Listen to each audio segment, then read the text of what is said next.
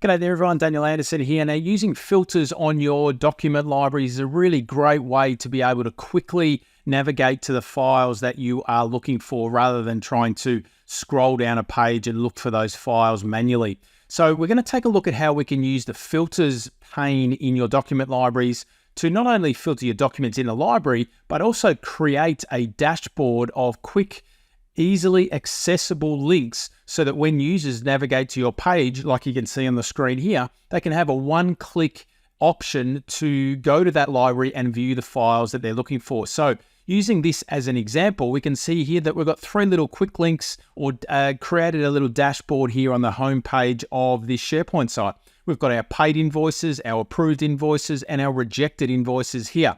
Now we're using as a basis the new invoices template document library that you'll find when you go to new document library. You'll see that we've got an invoices template right here. Now, when I click on paid invoices, I'm taken to that library, but I don't see all the documents in that library. I see a filtered list, and you can see it is filtered based on the status column called paid. Same thing if I go back to the home page and I go and have a look and click on the rejected invoices. When I click here, I'm taken to the same library, but a filtered view of that library, and you can see I've only got the one rejected invoice there. So how do we actually go about building this little dashboard? Because everybody loves a dashboard. So I'm going to go to all documents in my view of the library, and then I am going to add a column to this document library, or show or hide a column, I should say, and I'm going to show status. I'll go vendor name, I'll go payment contact,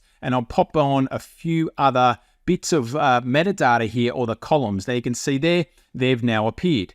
Now, I'm going to filter based on this status column. All right, so click the little drop down and I'm going to go filter by, and then I can hit, let's say, approved. And then that is going to filter those documents based on that status. Now, I'm going to clear the filters, and I'm going to do this a little bit of a different way. So you can see next to the view name, I've got this filter button here, and this brings out this pane for us where we can filter by multiple different columns. So I am going to say, show me all the paid invoices, and I could say where the payment contact is Patty, for example. So now I've got two filters, status of paid and the payment contact of Patty. But I just want to be a little bit more generic here, so I will take off that filter and I'll leave it with just the filter of paid. Now, this filter actually has its own what's called a URL. So I can copy this URL up the top here. So I'm going to copy that, Control C. I'm going to jump back to my home page here.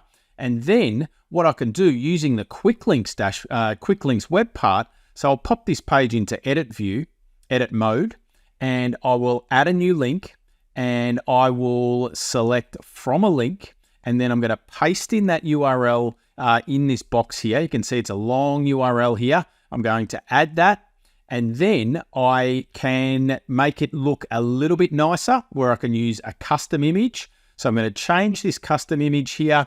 Let's just use this one for now, and we will click insert. So we'll insert that there, and we might just delete this one from the view. We'll go all invoice. Well, you can see that it's got all invoices.aspx as the title. So what we want to do is we want to rename this. I want to say all paid invoices.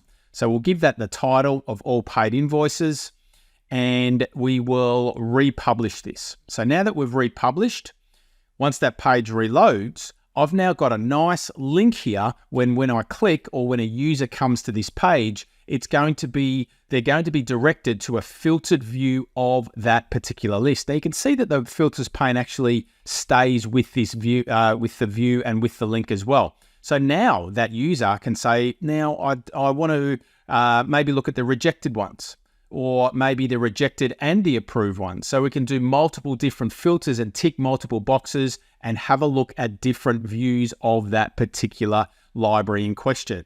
So being able to use that filters pane, filtering on your columns, and then using that crafted URL and creating a little dashboard for your users, or even just for yourself, to have a quick, easy entry point into a library that could contain thousands of documents. This just gives you a nice user experience and a quicker way to access those documents. So I hope that brings you some value today. Use the filterings pane on your columns in your document library, and then use the quick links web part to link to those filtered views, and then create yourself a dashboard.